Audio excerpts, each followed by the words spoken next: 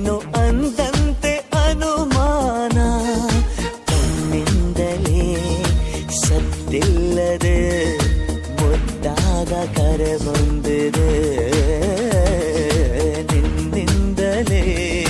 ನಿನ್ನಿಂದಲೇ ಕನಸೊಂದು ಶುರುವಾಗಿದೆ.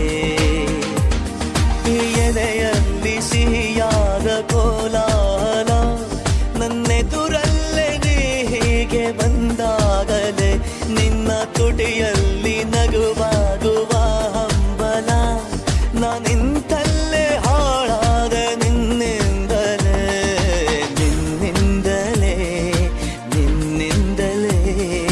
ಕನಸೊಂದು ಶುರುವಾಗಿದೆ. ನಿನ್ನಿಂದಲೇ ಮನಸ್ಸಿಂದ